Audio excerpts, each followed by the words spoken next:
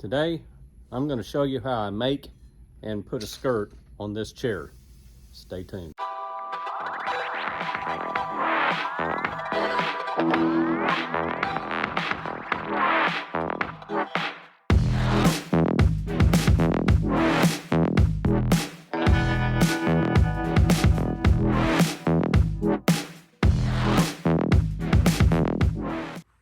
All right, we got to start by figuring out where we want this skirt at. Now you can see that, there's kind of a padding coming down here like this, and it kind of dies off in this area here. So this is kind of the starting area of where I want to get my measurement to the ground.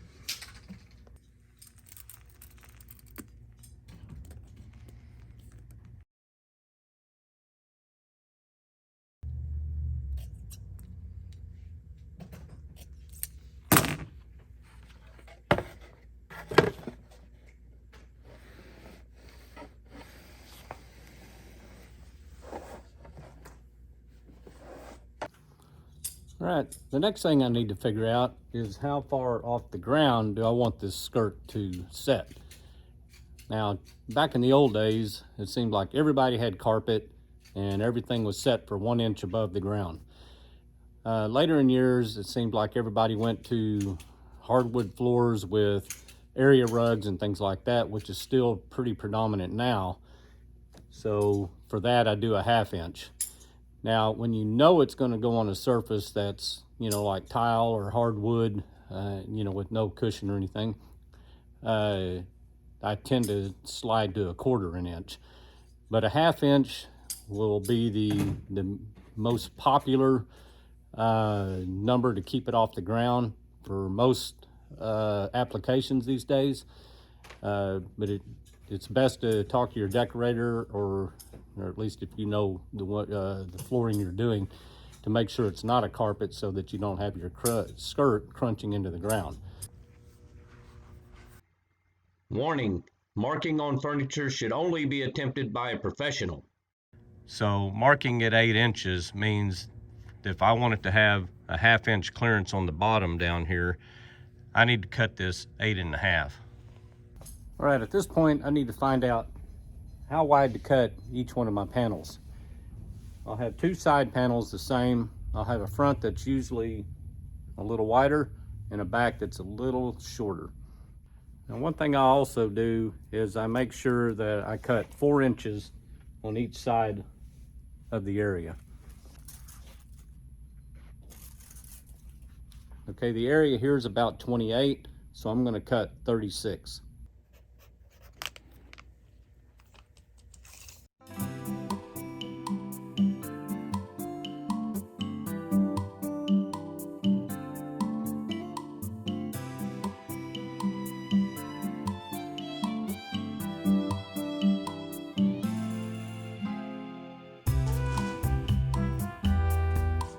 Now, there needs to be an order at which you go around, whether it's left or right, doesn't matter.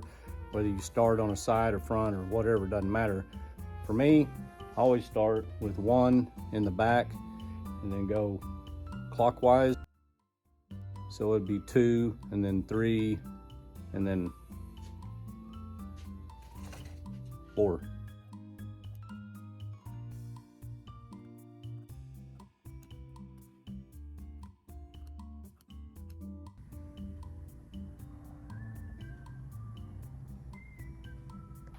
All right, as you can see over here, I have my 4 panels cut out and my 4 kicks. Now I had to cut, 10 inch wide kicks and then 8 1/2 inch tall. That's just how I normally do them.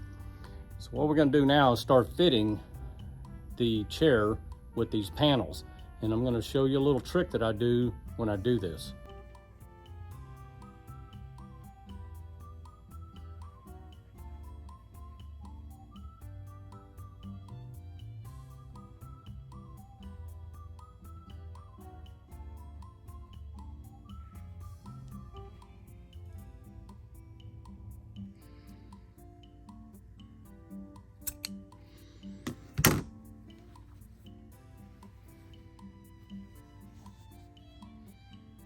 So what you saw me do down there was kind of roll these corners a little bit out. And what that does is give a little bit of slack and add just a little bit to the width of these panels to allow for sewing in bulk. If you were to just mark them right on those corners and then cut them around those corners, in a lot of cases you're going to end up with what seems like a little bit shorter panel than you need.